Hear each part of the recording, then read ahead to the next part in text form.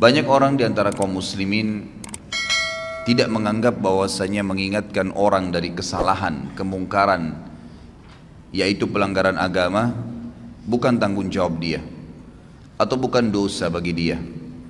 Sehingga pada saat ada orang yang tidak sholat, dilihat depan matanya, ada orang yang berbuat zina, ada orang yang berbuat apa saja kemungkaran, dia menganggap itu adalah bukan urusan dia. Begitu pula pada saat seseorang melihat orang lain tidak mengerjakan kebaikan dan dia tahu itu adalah kebaikan, perintah dari Allah, apalagi kalau sifatnya wajib. Jadi terkadang ada kemungkaran itu yang sifatnya sendirian dia. Misal ada seseorang memberikan informasi kepada kita, kalau si fulan ini nggak sholat misalnya, lalu kita pergi meluruskan kesalahan dia, itu berarti cuma ingkar mungkar. Ada kejadian yang lain, mungkin kita hanya menyuruh kepada ma'ruf saja, menyuruh kepada kebaikan saja. Seperti misalnya saya lagi ceramah begini, ini cuman mengingatkan kalau pas ada satu perintah agama yang saya sampaikan, maka itu berarti menyuruh kepada kebaikan. Tapi ada hal yang bersatu keduanya, dan yang cenderung kepada dosa besar adalah ketiga-tiganya tentunya.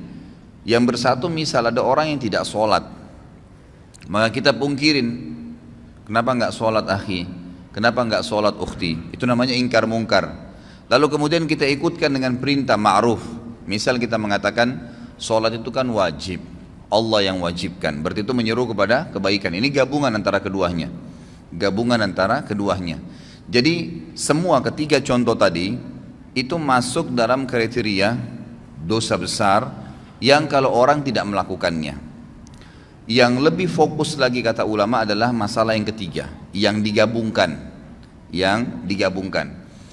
Saya rincikan dulu. Kalau yang mungkar saja tadi, misal saya dilaporkan oleh seseorang, si fulan nggak sholat, si fulan niat mau berzina, si fulan niat mau kerja di tempat riba, tolong Ustadz nasihatin.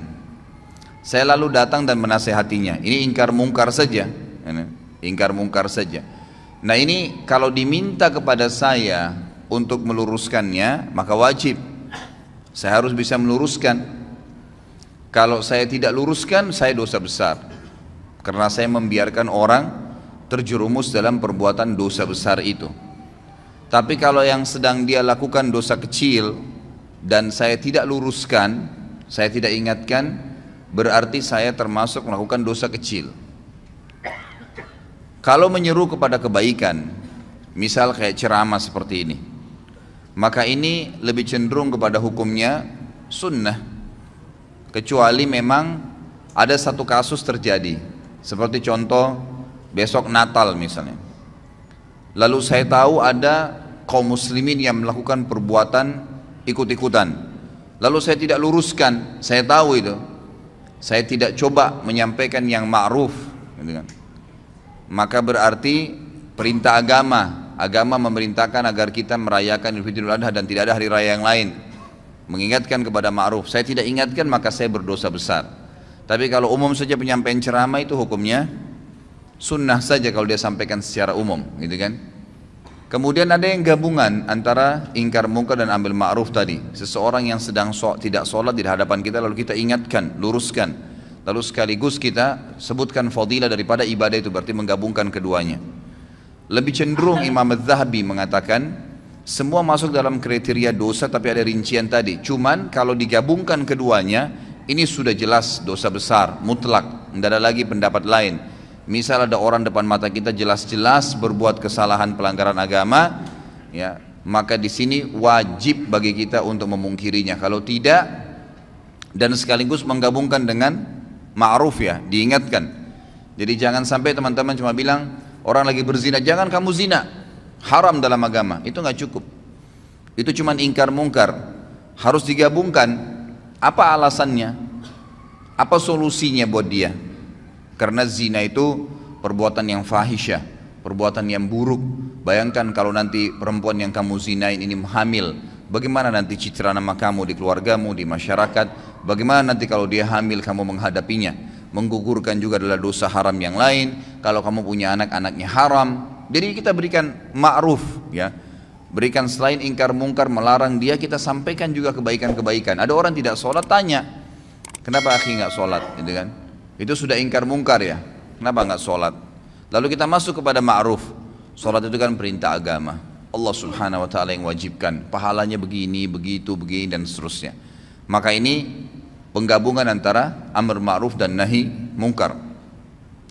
Kalau ada orang yang mengalami keadaan tadi, dia melihat depan matanya kemungkaran dan dia tidak pungkirin, dia termasuk orang yang melakukan dosa besar. Dan yang lebih berbahaya lagi, selama dia tidak meluruskan kesalahan orang itu dan dia sudah sempat melihatnya, dia tidak memungkirinya sama sekali ya. Sebagaimana nanti akan kita jelaskan, ada 3 tahapan: mengingkari dengan tangan, mengingkari dengan lisan, atau mengingkari dengan hati. Sama sekali tidak lakukan, maka bisa menjadi dosa yang terus menerus dia dicatatkan padanya, karena dia membiarkan. Jadi ada orang ini, jelas dia tahu adiknya ini misalnya minum khamr, dia nggak ingat-ingatin, dibiarin aja terus.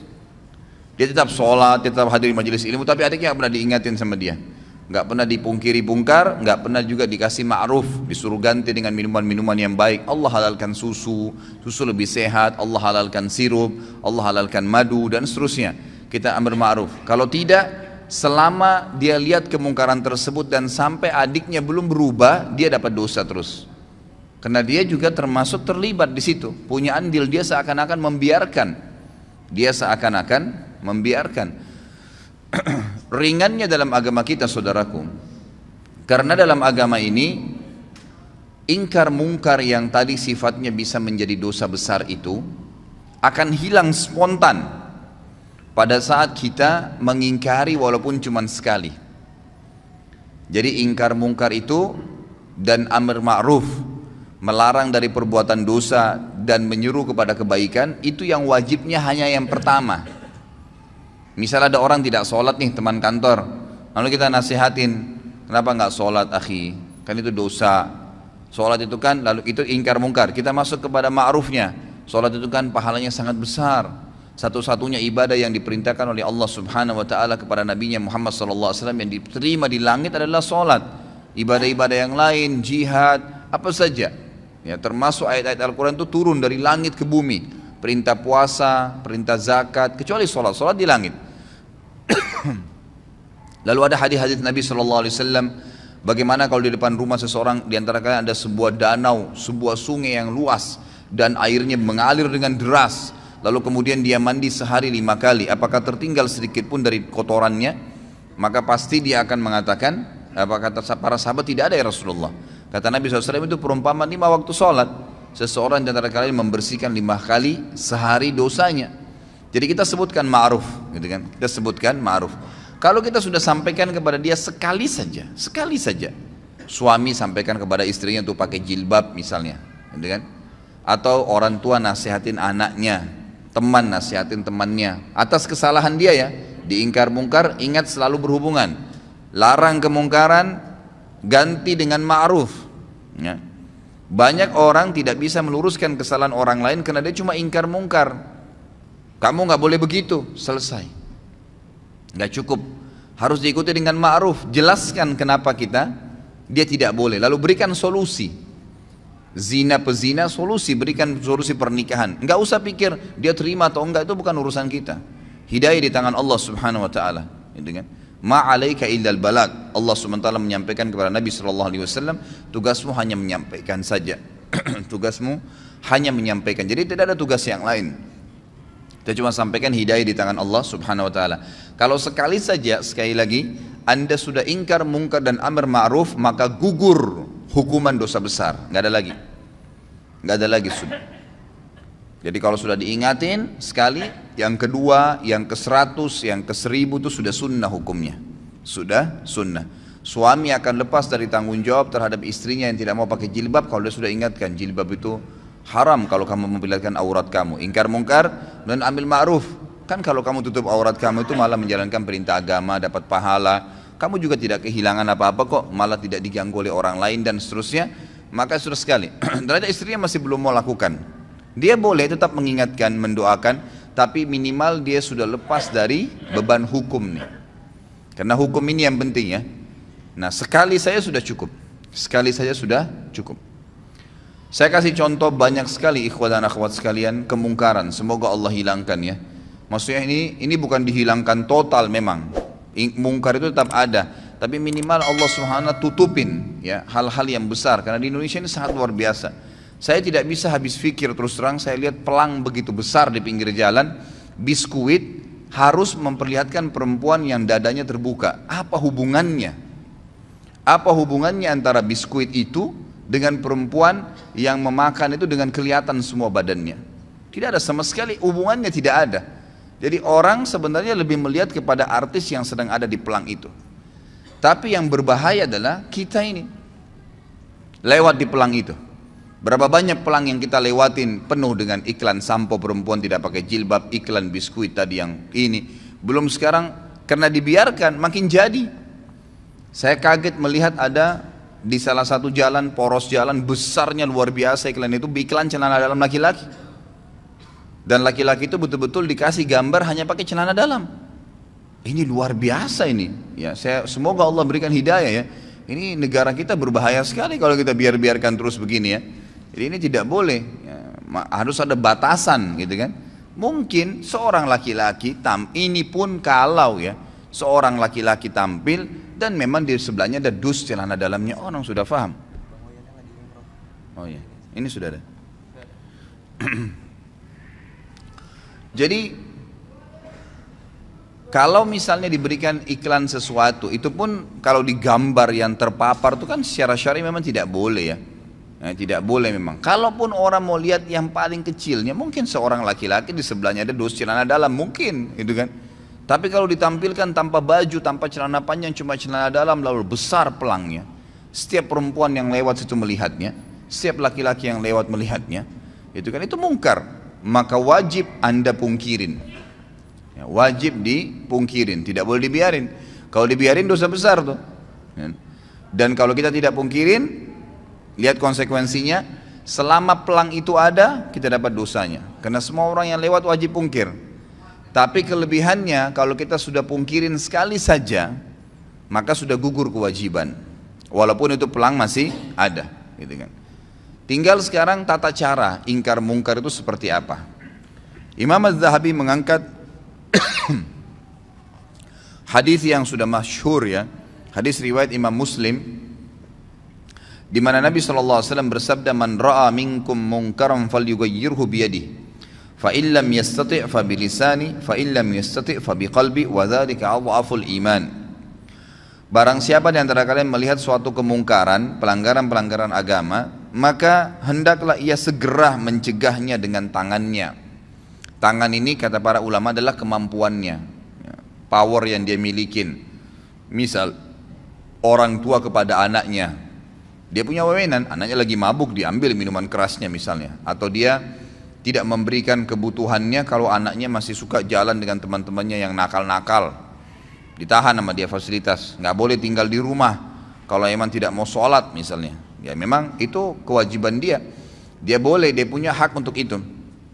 Atau atasan kepada bawahannya, kerja di sini wajib pakai jilbab, kerja di sini wajib sholat 5 waktu, yang tidak mau keluar.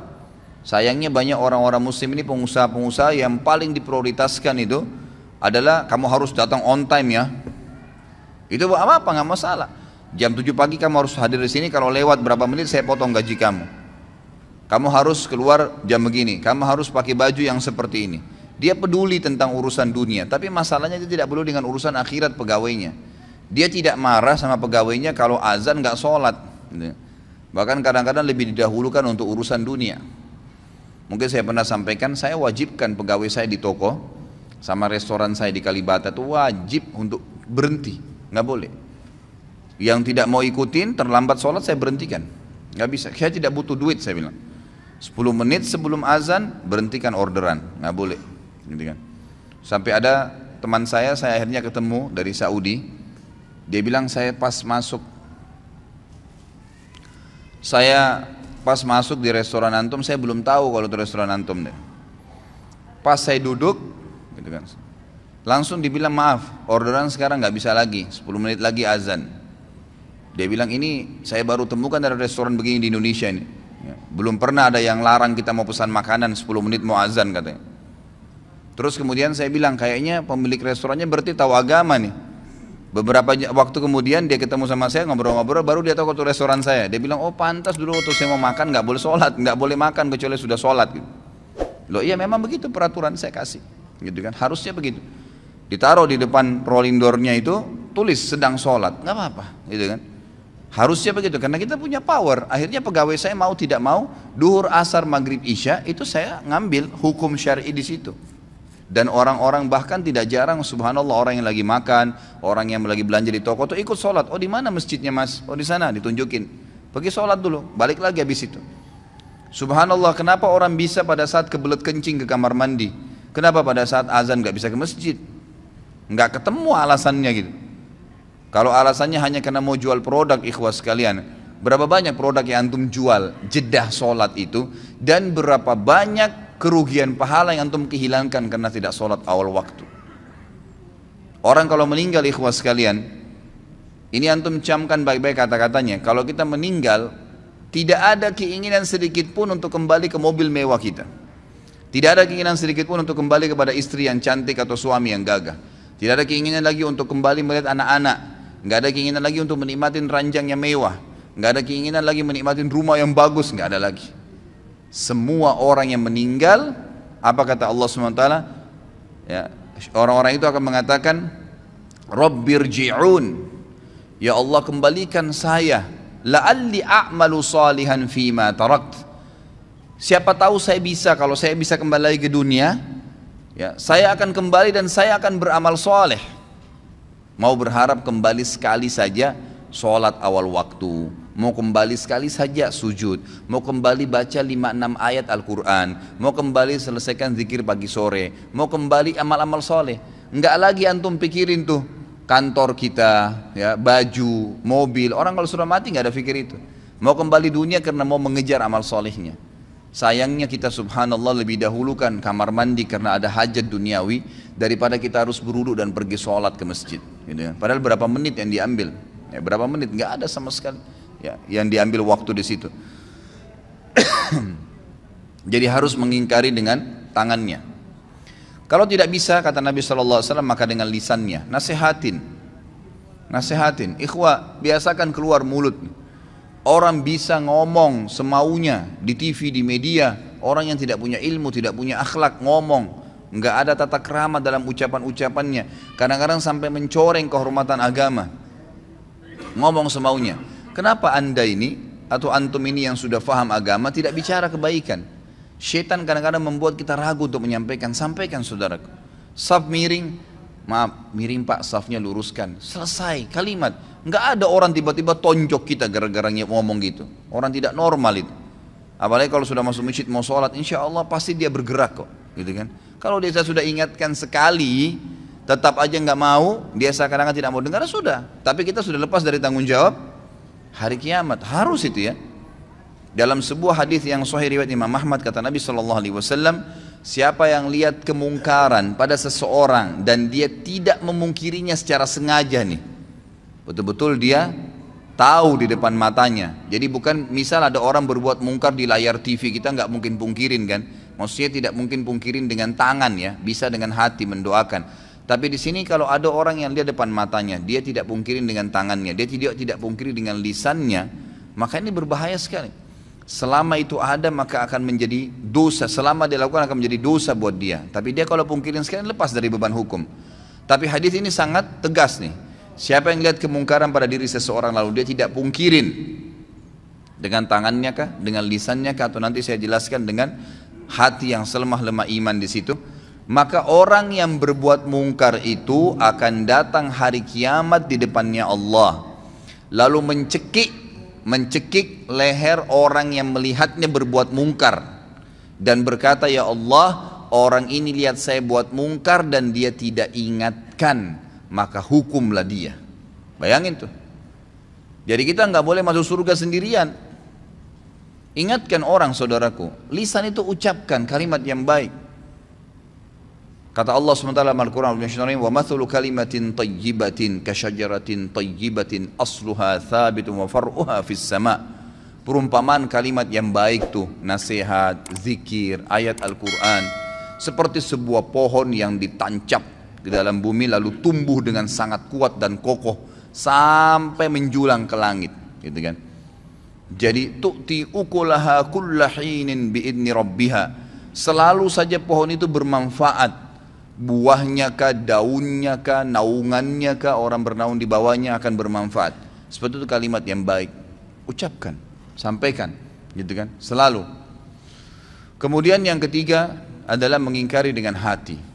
Dan ini selemah-lemah iman. Dan kata para ulama, Imam Az-Zahabi memasukkan ingkar mungkar ini dalam dosa besar karena adanya sabda Nabi SAW di akhir hadis ini, وَذَلِكَ أَضْعَفُ الْإِيمَانِ. Dan itu selemah-lemah iman, artinya tidak ada lagi hitungan iman setelah itu. Jadi ada ancaman tapi seperti tidak kelihatan secara tulisan, gitu kan.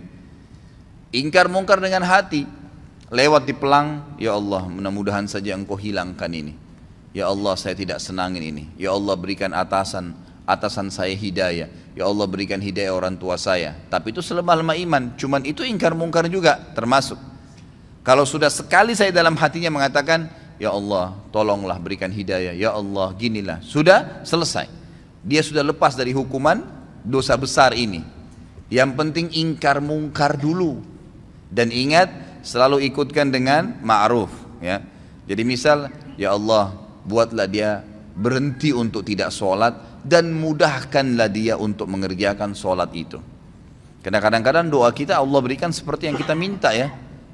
Ya Allah buatlah istri saya pakai jilbab misalnya. Lalu berhenti sampai di situ. Ya sudah dia pakai jilbab, tapi pakai jilbabnya kita belum tahu bagaimana. Tapi ya Allah berikanlah dia hidayah supaya dia tinggalkan dosa kelihatan auratnya ini. Lalu berikanlah dia hijab dan buat dia istiqamah di hijab itu. Berikan dia hijab yang syar'i yang betul-betul dia sadari itu adalah sebuah kebaikan. Lengkap doanya minta kepada Allah SWT. Maka itu sangat baik. Ya itu sangat baik. Jadi ingkar mungkar dalam hati pun harus, ya, harus.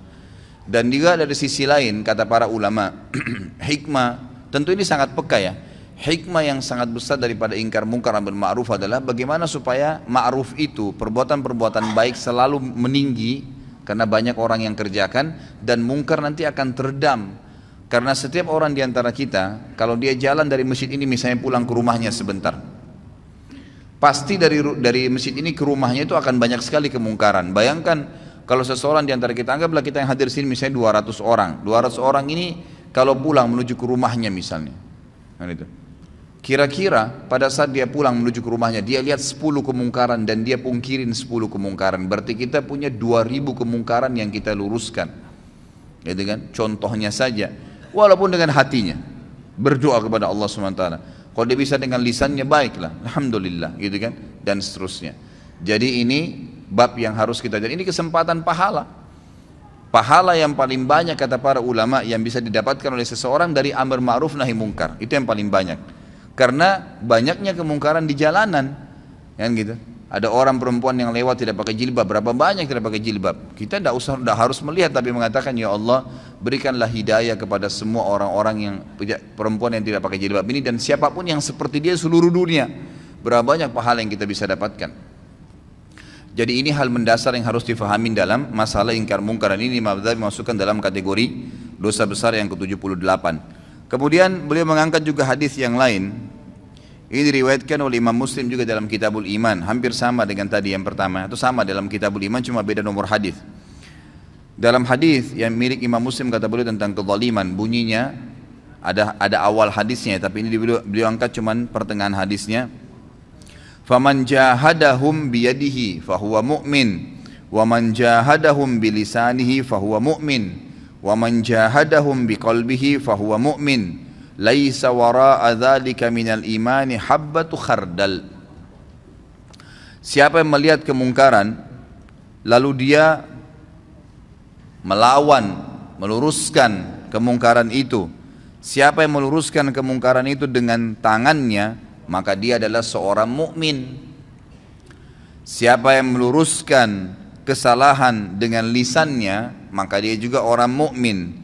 Dan siapa yang meluruskan kesalahan dan kezaliman, kemungkaran dengan lisannya, maka dia juga mukmin. Dan tidak ada iman setelah itu sekalipun atau sebesar biji sawi pun.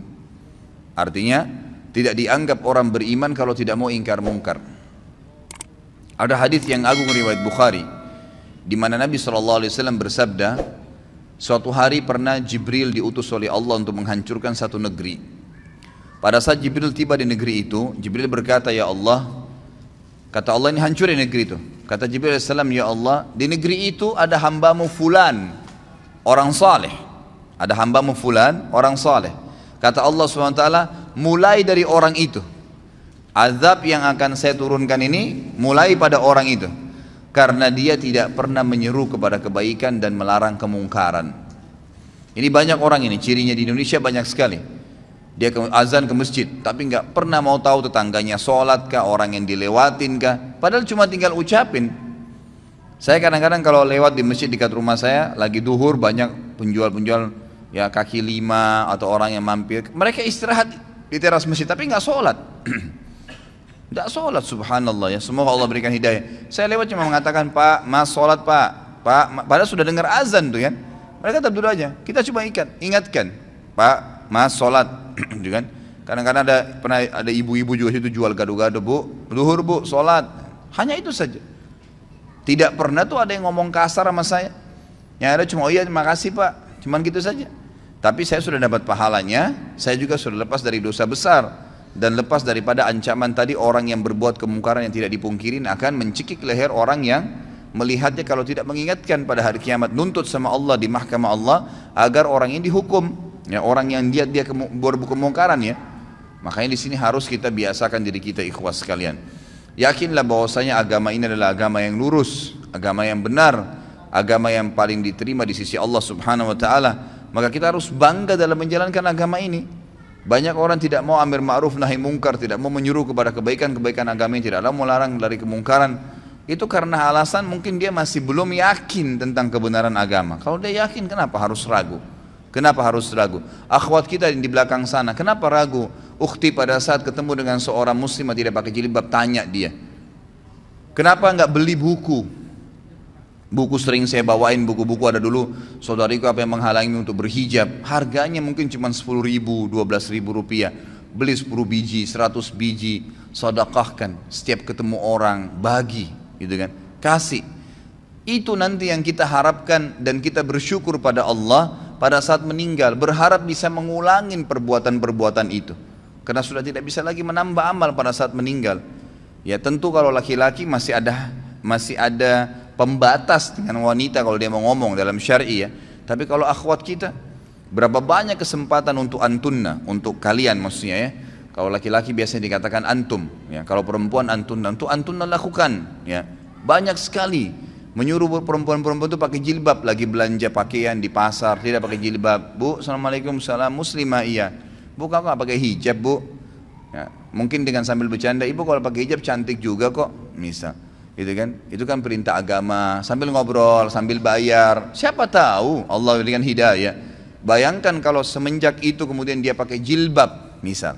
Dia pakai jilbab. Selama dia pakai jilbab sampai dia meninggal, Anda dapat pahalanya. Karena Anda penyebabnya. Gitu kan? Nabi SAW jelaskan kan, man dalla ala khairin kana lahu mithal ajri fa'ilihi min ghairi an yanqus min ajri fa'ilihi syai'a. Siapa yang menyuruh kepada kebaikan, maka dia akan dapat pahala pelaku kebaikan itu tanpa dikurangin sedikit pun dari pahala pelaku kebaikan itu. Misal saya suruh orang pakai jilbab tadi, kemudian dengan dia pakai jilbab dia dapat 1000 pahala. Maka Allah memberikan saya bonus karena saya menyuruh dia, maka saya akan dapat pahala 1000 seperti dia tanpa mengurangi pahalanya. Itu luar biasa. Maka semestinya kita coba gunakan kesempatan gitu. Saya masih ingat terus ya, terngiang-ngiang teman dekat saya Ali Arimi di Mekah, semoga Allah jaga beliau. Subhanallah sudah berapa tahun putus hubungan, sekarang baru masuk ke WhatsApp saya kemarin. Saya ingat betul dia sama istrinya di Indonesia, waktu masih tugas ngajar dosen di Indonesia 4 tahun, dia sahabat dekat saya. Selalu dia, subhanallah kalau jalan ke mall, jalan ke pasar sama istrinya, Selalu dia bawa buku terjemahan bahasa Indonesia dan ditaruh di tas istrinya. Kalau ada pegawai perempuan, apa saja, aksesoris, jual di restoran, apa segala, ditanya, dia suruh istrinya tanya muslimah bukan muslimah, kenapa nggak pakai hijab, gitu kan? Kadang-kadang cuma dijawab dengan senyum, kadang-kadang oh iya, ya. Kalau cuma ditanya kenapa tidak pakai hijab, pakai ingkar mungkar ya, harus ikutin dengan ma'ruf, begini langsung, ya, langsung dijawab, langsung diberikan gambaran kenapa nggak pakai hijab. Hijab itu perintah agama loh. Nah, jadi ada ma'rufnya. Ada yang memotivasi dia, jangan di-cut di situ saja. Kenapa nggak pakai jilbab? Dianggap dia dihardik. Tapi kalau kita masuk ke amar ma'ruf, dia merasa dididik, gitu kan? Dengan cara apa? Kita mengatakan pakai hijab itu adalah perintah agama. Bayangkan kalau setiap orang melihat Anda, yang itu. Dari sini saya tempat kerja, pulang ke rumah, 10 orang yang dilewatin. Mungkin ada tukang becak, tukang gerobak, supir taksi, siapa sajalah orang yang lihat, setiap laki-laki lihat dapat dosa. Ngapain panen dosa itu untuk apa? Misal kita sampaikan, subhanallah, mungkin dia dapat pahala gitu kan. Saya pernah amalkan, saya akhirnya semenjak itu ya, semoga Allah berikan beliau pahala. Saya coba kemanapun saya pergi, saya coba bawa buku-buku. Saya coba bawa buku-buku. Kadang-kadang saya mampir di pinggir jalan penjual buah. Kalau ibu-ibu yang jual saya tanya, muslimah? Iya. Kadang-kadang cuma pakai topi di kepalanya dianggap sudah hijab tuh. Coba kita ingatkan, Bu, pakai jilbab itu dalam Islam wajib, Bu. Itu kan diperintahkan oleh agama dan leher itu termasuk aurat gitu ya. Ada buku, ini ada buku mungkin ibu bisa baca. Ada penjual nasi padang di dekat rumah saya. Pas saya masuk, ini suaminya Masya Allah suka hadir di masjid sama saya gitu, dekat rumah. Begitu saya masuk ke rumah makannya, ada lukisan wanita Bali besar, mungkin hampir setinggi dari lantai ke temboknya dia, mungkin 3 meteran lukisan itu. Begitu saya masuk, saya lihat ini orang Padang biasanya Muslim gitu kan. Kemudian saya ngobrol sama suaminya, Assalamualaikum Pak, Waalaikumsalam gini. Sudah berapa lama di sini? Saya bicara dulu secara umum karena lagi nunggu dibungkusin makanan gitu. Oh, saya sudah 2 tahun di sini gini. Oh, saya belum pernah lihat, ngobrol-ngobrol lah. Akhirnya sudah, saya bilang saya tinggal di sini, dekat sini, alamat sini dan seterusnya. Selesai, pada saat saya mau bayar, saya bilang Bapak Ibu saya punya masukan bisa nggak? Oh iya silahkan. Kalau setahu saya dalam agama lukisan seperti ini tidak boleh. Ini kan lukisan, foto aja kalau dipajang itu masih tetap membuat malaikat tidak masuk. Apalagi kalau lukisan, gitu kan? Oh yang ini Pak Ustadz, iya yang ini. Oh ini kebetulan dikasih sama teman. Nah, iya saya mungkin tahu, baik itu dikasih ataupun dibeli, tugas saya mengingatkan dalam agama karena memang ini nggak boleh. Subhanallah, mungkin syaitan akan mengatakan kepada kita, siapa tahu dia marah. Sempat terlintas tuh di hati saya, terlintas sejenak, gitu kan? Nanti dia tersinggung, nanti dia marah. Tapi saya selalu melawannya. A'udzubillahi minasyaitonirrajim. Saya luruskan. Subhanallah, dengan sedikit saya nasihatin, dan kebetulan waktu itu saya memang lagi bawa mobil, saya turunkan dari mobil buku. Di antara buku yang saya pernah, ini juga buku sekalian memang, saya sudah pernah janjikan saya bawa, ini bukunya sudah saya bawa, ada rumah yang tidak dimasukin oleh malaikat. Ini ada mungkin, kalau tidak salah berapa ya, ada 30 atau sekian rumah, contoh-contoh rumah yang tidak dimasukin oleh malaikat. Ada, ya dia pakai F ya.